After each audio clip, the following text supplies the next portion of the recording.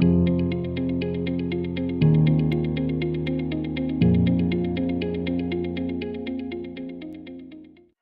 में उम्मीदों की कश्ती, नसों में इनकलाब। दिल में उम्मीदों की कश्ती, नसों में इनकलाब। होश दुश्मन का उड़ा देंगे हम, पूछो ना आज। दूर रह पाए दम कहां इस मंजिल में है, हम अभी से क्या बताएं क्या इस दिल में है। दोस्तों, myself Laxman Sundare in front of you. आज से तकरीबन 4.5 साल पहले मैंने चंडीगढ़ यूनिवर्सिटी से अपना बीटेक पास आउट किया था। बीटेक पास आउट किया था और बीटेक पास आउट करने के बाद में एक बहुत अच्छी सी कंपनी में जॉब लगी थी। 4.5 लाख रुपए का एक मल्टीनेशनल कंपनी में पैकेज लगा था। और उस जॉब को जब जॉब लेटर मेरे हाथ में था तब मुझे पुरानी चीजें याद आनी शुरू हो गई। मैं एक वेस्ट बंगाल के छोटे से गांव जो भूटान बॉर्डर के पास में पड़ता है वहां से बिलोंग करता हूं और हमारा एक छोटा सा फोटो स्टूडियो का शॉप है। उस फोटो स्टूडियो के शॉप पे हम 5 फैमिली मेंबर मिलके काम करते थे और पूरा फैमिली मेंबर मिलके जब काम करते थे तो दिन की कमाई जो है वो 150, कभी 200, कभी 60 रुपये, कभी 40 रुपये तक होती थी एक दिन की कमाई। दोस्तों, मेरे पापा ने मेरे को फोटोग्राफी जब मैं क्लास 4 क्लास में पढ़ता था तब सिखा दी थी। मैं टेबल पे खड़े होकर लोगों के फोटो खींचता था और ऐसे याद रखता था कि इसका एक खींचा हुआ है, और पापा जब आते थे तब मैं बताता था। और ये कमाई से मेरे मम्मी पापा ने मुझे एक इंग्लिश मीडियम स्कूल में पढ़ाया था। जब 12th पास आउट किया तो डिसीजन बन रहा था क्या करूं क्या करूं क्या करूं। तो बाकी डिग्री सारे करते थे तो मैंने डिसाइड किया मैं बीटेक करूंगा। और मेरे घर वालों ने मेरे बीटेक की पढ़ाई के लिए 15 साल पैसे जोड़ के मेरी बीटेक करवाई थी। 15 साल के पैसे सेविंग्स जोड़ के मेरी बीटेक करवाई थी। और बीटेक जब कंप्लीट हुआ तो मेरे हाथ में जब डिग्री थी तो कुछ कैलकुलेशंस दिमाग में आने लग गए कि 15 साल तक जो कमाई घर वालों ने की, जो सारी चीज़ें मेरे लिए की गई, वो मैं उनको कितने टाइम बाद रिटर्न कर सकता हूँ। जो उन्होंने सपने जोड़ के रखे थे, जो उन्होंने उम्मीदें जोड़ के रखी थी, जो उन्होंने सोच रखा था कि ये सारी चीज़ें कब मिल पाएंगी, तो मैं जब कैलकुलेशन करने लग गया तो मुझे अंदाज़ा हुआ कि शायद मैं 30 साल में भी इसको पूरे ना कर पाऊँ। और दोस्तों, आप सब लोग यहाँ पे बैठे हुए हो, आप में से शायद ही किसी के अंदर इतनी हिम्मत होगी कि मैंने अपने कॉलिंग लेटर को फाड़ दिया था और डिसीजन लिया था कि मैं जॉब नहीं करूंगा। ये मैं आज बता रहा हूं सच्चाई। ये मैंने अपने घर वालों को भी नहीं बताया था क्योंकि 8 लाख रुपए लगा के उन्होंने मेरी बीटेक करवाई थी। और ये डिसीजन मैंने कब लिया था, जब मैंने फॉरएवर को देखा था। देखने के बाद मैं बहुत सारे सीनियर से मिला था, बहुत सारे ऐसे लोगों से मिला था जिनकी तरह मैं बनना चाहता था। And the one among them is mister Mandeep sir, जिनसे मैं मिला था। तो वो जो चीजें लाइफ में उन्होंने की थी मैं वहां तक पहुंचना चाहता था। और मैंने ये देखा था कि सर जॉब वगैरह सब कुछ करके बड़ी बड़ी कंपनीज में काम करने के बाद में लास्ट डिसीजन सर का जब फॉरएवर बन रहा है, तो मैंने भी यही सोचा था कि मेरा भी फाइनल एंड लास्ट प्लेटफॉर्म क्या है, फॉरएवर। दोस्तों, उसके बाद फॉरएवर के बारे में मैंने रिसर्च करना शुरू किया। आपको पता है मार्केट में बहुत सारी कंपनीज है, मुझे भी पता है लोगों को बहुत सारे तरीके से गलत कंपनी में फंसाया जाता है, बहुत सारी चीज़ें की जाती है, मुझे भी पता था ज्वाइन करने से पहले। लेकिन जब मैंने फॉरएवर को देखा तो दोस्तों आप इमेजिन नहीं करोगे, मैंने रात को 4-4 बजे तक लैपटॉप खोल के मैं कंपनी के बैकग्राउंड्स को, कंपनी के प्रोडक्ट्स को, कंपनी के मैनेजमेंट को, ग्लोबल रैली को, बहुत सारी चीज़ों को मैं स्टडी करता था रात को 4-4 बजे तक। और इस दौरान मेरे बहुत अच्छे फ्रेंड जो मेरे क्लासमेट, जो जिनसे मैं बहुत ज्यादा प्यार करता हूं, he is my best friend mister Gurvinder Singh.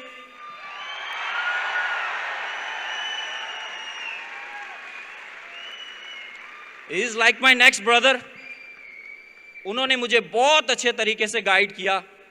मैं हर एक क्वेश्चन करता था कि ये ऐसे है, ये ऐसे है। मैं कुछ चीज़ें जानबूझ के करता था, वो मुझे बहुत अच्छे तरीके से बताते थे कि देखो लक्ष्मण, ऐसा है, ऐसा है, ऐसा है, आप एक काम करो, पहले इस चीज़ को समझो अच्छे से।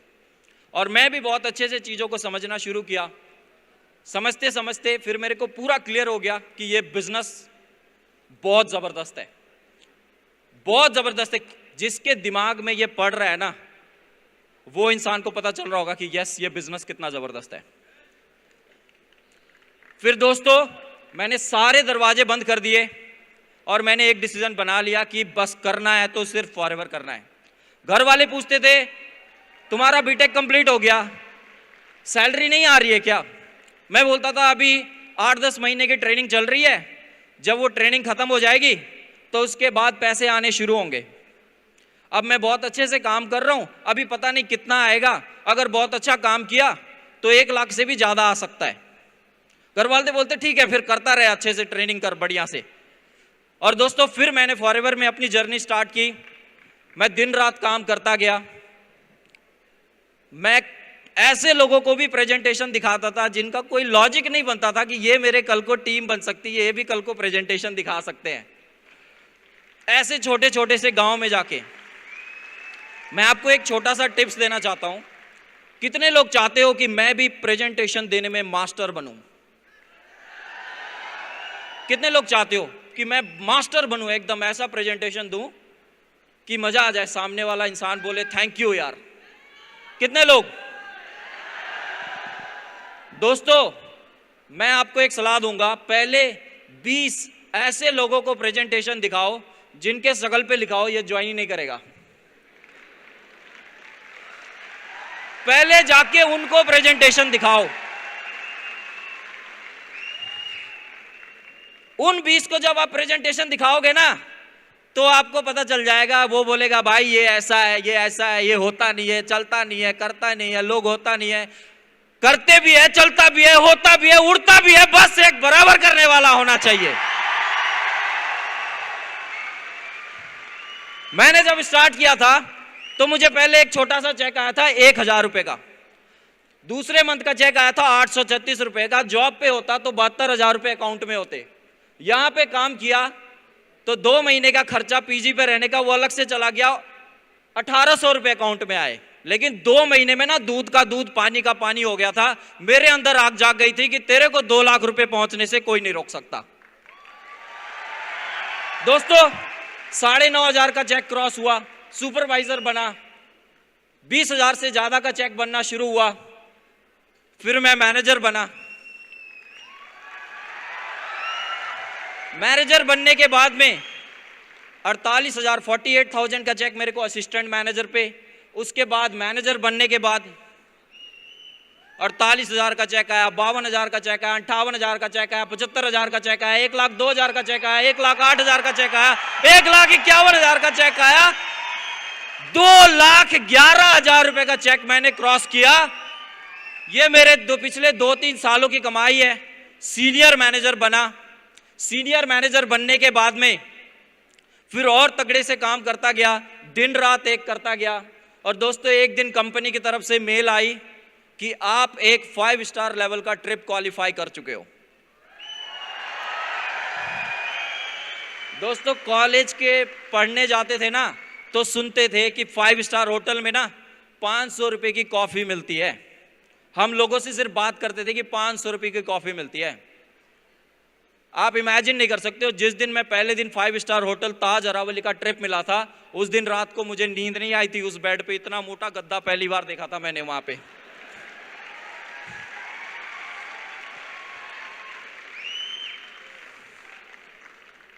मिलीनियर क्लब अचीव किया। जब 10 लाख रुपए से ज्यादा एक साल का कमा लेते हैं तो हमें कंपनी की तरफ से एक रिकॉग्नाइजेशन मिलती है। मिलीनियर क्लब अचीव किया और उसके बाद ये गाड़ी खरीदी।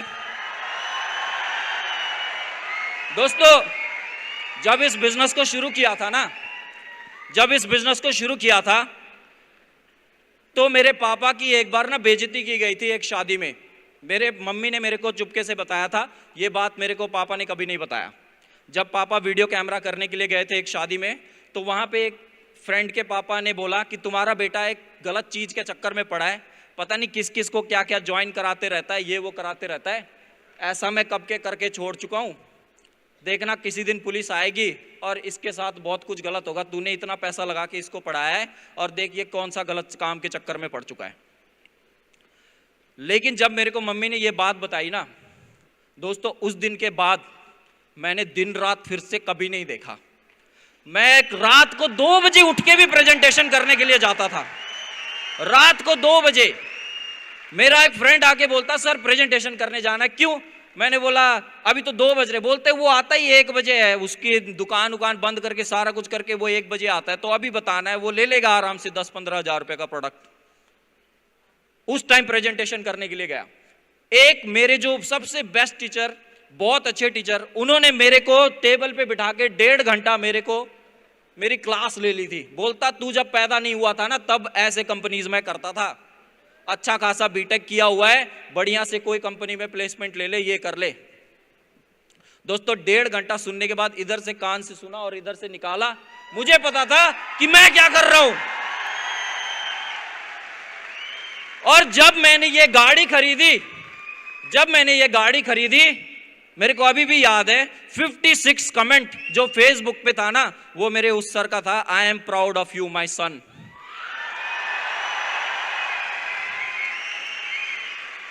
दोस्तों 4-5 मेरे जो फ्रेंड्स थे जिन्होंने मुझे मना किया था, हमारे दोस्तों को मना किया था, उन्होंने बोला था ये वेस्ट बंगाल से है, मैं हिमाचल में काम कर रहा था, ये बाहर से आया हुआ है, एक दिन पैसे सारे इकट्ठा करेगा और भाग जाएगा।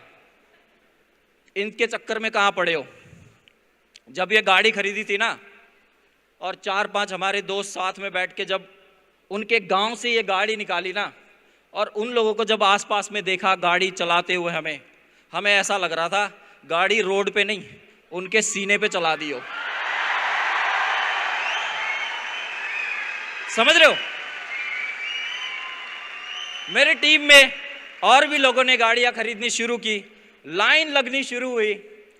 ऐसे करते करते आप समझ सकते हो, ये एलोवेरा जो है ना, ये सिर्फ पेट साफ नहीं करता है, ये घर की गरीबी, घर का दुख, करियर का प्रॉब्लम सब साफ कर देता है, साफ कर देता है। ये बस इसको समझ, कुछ लोगों को दिखता है कि इसके अंदर तो एलोवेरा है, ये पेट में जाएगा, पता नहीं कब साफ करेगा। 1.5-2 साल तक लगे रहो दोस्तों, आप देखना क्या क्या चीजें जिंदगी में है ना, सारा साइड हटा देगा वो।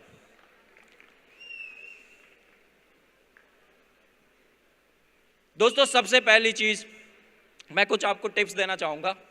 एक बहुत अच्छी सी स्टोरी है। एक बार ना 2 इंसान को जंगल में भेजा जाता है लकड़ी काटने के लिए, और जब लकड़ी काटने के लिए भेजा जाता है तो दोनों इंसान जल्दी से जल्दी लकड़ी काटने में लग जाते हैं। एक इंसान फटाफट लकड़ी काटता है, दूसरा इंसान क्या करता है, बातें कर रहा होता है ऐसे टाइम पास, ये वो ऐसे वैसे करके, और पता नहीं साथ में कुछ कुछ क्या क्या कर रहा होता है। फिर जब शाम बीतती है तो बीतने के बाद में क्या होता है कि एक इंसान ने ना सिर्फ सुबह से लेके शाम तक में 5 लकड़ियां काटी होती है, और दूसरे इंसान ने 1 बजे अपना काम स्टार्ट करता है और शाम को 5 बजते बजते तक 10 बजे 10 लकड़ियां काट देता है। अब सोच के देखो दोस्तों, एक इंसान जाते ही काम पे स्टार्ट हो गया, दूसरे ने क्या किया, 1 बजे काम स्टार्ट किया और 5 बजे तक उससे डबल लकड़ी काट दी।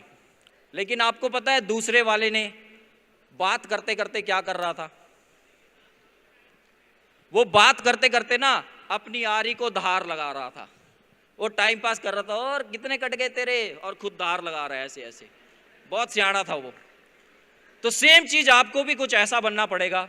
आप बिजनेस किसी को बताने से पहले उसको समझो, पहले उसको अंडरस्टैंड करो, पहले क्लियर करो कि मैं किसी को कैसे बताऊंगा, क्या चीज बताऊंगा, कैसे क्लियर करूंगा, सारी चीजें क्लियर करो, फिर बताना शुरू करो। दोस्तों, एक बिजनेस में, नेटवर्क मार्केटिंग में एक बहुत अच्छा रूल है जो एक किताब में मैंने पढ़ा था बहुत अच्छे ऑथर के थ्रू, कि 2x आपको बहुत ज़्यादा समझनी जरूरी है। वो 2x क्या है? Number 1 ethics and number 2 mathematics. Ethics क्या है? कोई ऐसी चीज गलत ना करो जिसका कल को आपको रिटर्न मिले। एथिक्स को बहुत अच्छे से फॉलो करें। कंपनी को पॉलिसी को मैं 2 बार पढ़ चुका हूं दोस्तों, इसको बहुत अच्छे से पढ़े और क्लियर होगा। दूसरा मैथमेटिक्स, ये कैलकुलेशन बिजनेस है। अगर आप 50 लोगों को, आप एक इंसान को प्रेजेंटेशन दिखा के 10 लोगों को ज्वाइन करा सकते हो? करा सकते हो 10 लोगों को? हर इंसान का जवाब आएगा नहीं। लेकिन 10 को प्रेजेंटेशन दिखा के एक ज्वाइन हो सकता है ना? ये मैथमेटिक्स है। तो हर चीज में कैलकुलेशन लगती है। आप 10 को प्रेजेंटेशन कराओगे, एक ज्वाइन होगा। 10 को ज्वाइन कराओगे, एक अच्छा निकलेगा। 100 को ज्वाइन कराओगे, एक बहुत तगड़ा निकलेगा।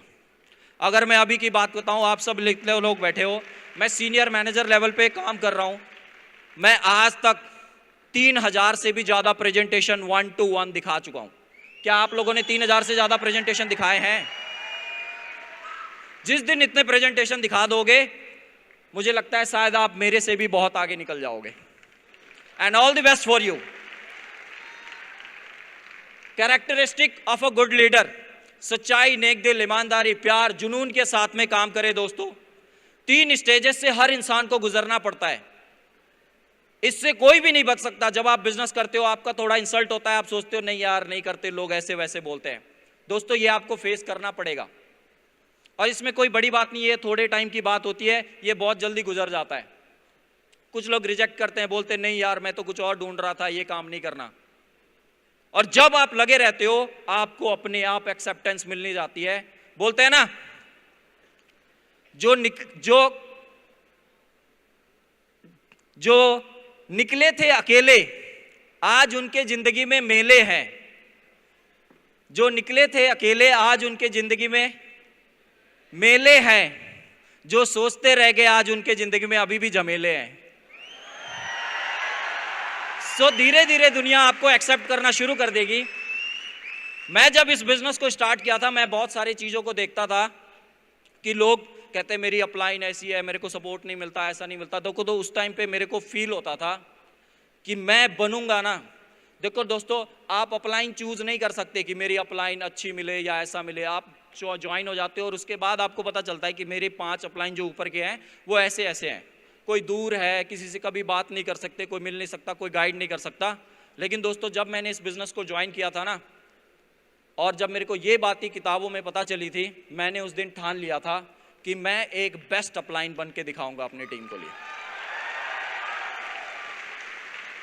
और मैं अपने आप को बहुत ज़्यादा लक्की फील करता हूं कि मुझे बहुत प्यारे अपलाइन मिले हैं, जिनसे आज इमेजिन नहीं कर सकता कि मैं अपनी लाइफ को कहां तक पहुंचा चुका हूं। 40 साल में जो लाइफ में अचीव नहीं कर सकता, वो मैं सिर्फ 4 साल के अंदर अचीव कर चुका हूं। दोस्तों, अगर टोटल कैलकुलेशन की बात करूं तो 85 लाख रुपए से ज़्यादा इस बिजनेस से अभी तक मैं कमा चुका हूं।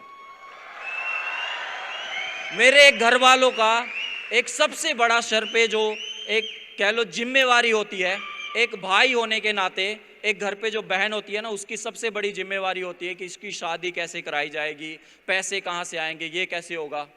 अभी दोस्तों 3 महीने पहले मैंने अपनी सिस्टर की मैरिज करवाई, पूरे के पूरे 13 लाख रुपए खर्च किए। मैंने अपने पापा के जेब से 100 रुपए का नोट भी नहीं निकलने दिया।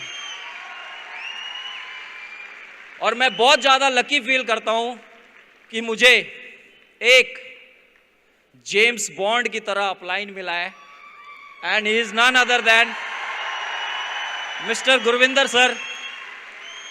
इनकी पर्सनैलिटी को मैं पीछा करते रहता हूं, लेकिन कभी भी पास नहीं आ पाता इनके पर्सनैलिटी के आसपास।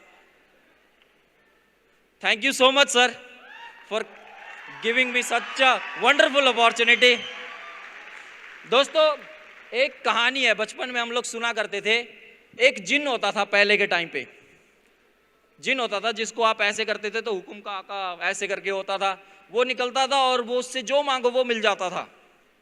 और उससे जो मांगो वो मिल जाता था। ऐसे करते करते पहले के ज़माने में जिसके पास जिन होता था ना, उसके पास सब कुछ अचीव हो जाता था, और उसके बाद ना वो परेशान हो जाता था कि अब मैं क्या मांगूं, अब मैं क्या मांगूं, मेरे पास सब कुछ मिल चुका है। तो ऐसे करते करते जिन उसको परेशान करने लगता था, बता अब क्या चाहिए, अब क्या चाहिए, ठीक है फिर मैं बैठा नहीं रख सकता, मेरे को कुछ करने के लिए दे, मेरे को कुछ बता नेक्स्ट क्या करना है, ऐसे ऐसे करके। तो वो इंसान सोचता था अब कुछ नहीं है यार। वो धीरे धीरे सोचना शुरू कर दिया कि ये जिन्ना अब कहीं चला ही जाता तो ही मेरे लिए बहुत अच्छा होता। और जब चला जाता है तो धीरे धीरे जितने भी उसकी ज़िंदगी में जो चीज़ें होती है ना, वो गायब होनी शुरू हो जाती है। और फिर से उसके बाद उसके घर में वही दिक्कत, वही प्रॉब्लम, वही चैलेंजेस, वही पैसे की दिक्कत, सारा कुछ फिर से आना शुरू हो जाता है। और उसके बाद उसको फिर से याद आनी शुरू हो जाती है कि काश ये घर के झमेले संभालने से अच्छा उस जिन को संभाल लिया होता। हल कभी कभी तंग करता था, घर की दिक्कतों को तो तंग नहीं होता। तो जिंदगी में मुझे भी एक ऐसा जिन मिला है जिससे मैं बोलता हूं ये चाहिए, हाजिर हो जाता है। And I am very lovely thankful to this person who is a giant secret of our team, Mr. Arvind Sharma.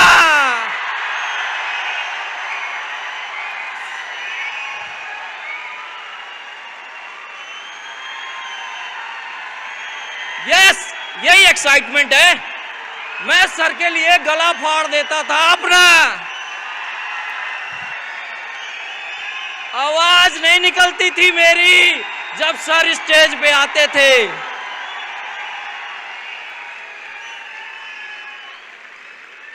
Last एक और कहानी सुनाऊं, छोटी सी है, खत्म होने वाली है, सुनना चाहते हो? एकलव्य की स्टोरी किस किसने सुनी है?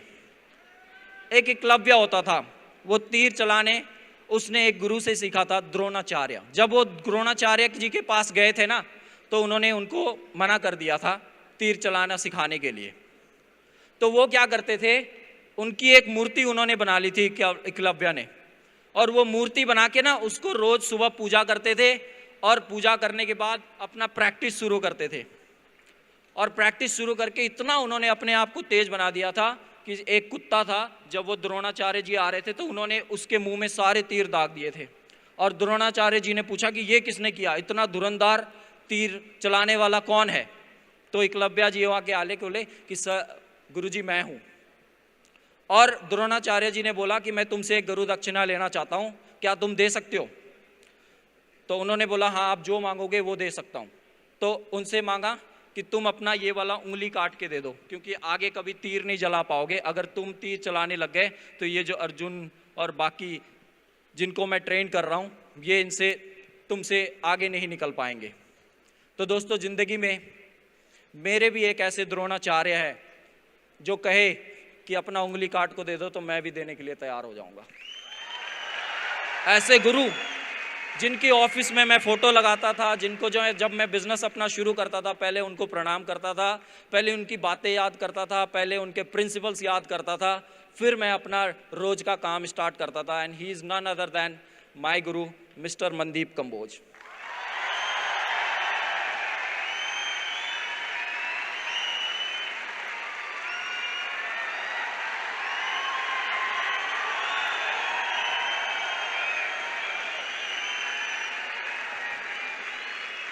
Thank you so much, sir.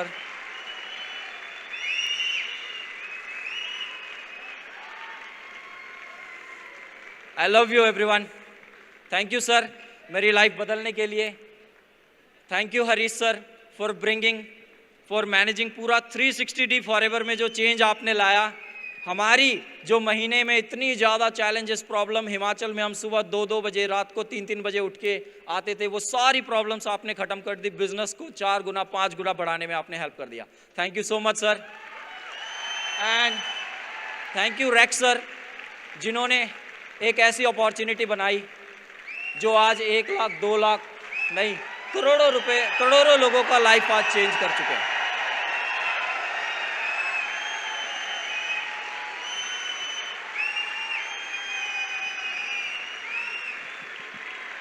मेरे साथ एक बात बोलो, रोज सुबह उठ के जब आप इस बिजनेस को स्टार्ट करते हो ना, गेट बंद करना, अकेले में आईने में अपना चेहरा देखना और इस बिजनेस को शुरू करने से पहले ना एक बात बोलना ऐसे करके, I am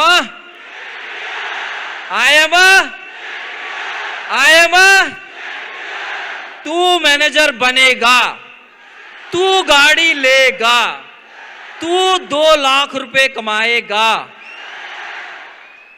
so thank you everyone, मिलते हैं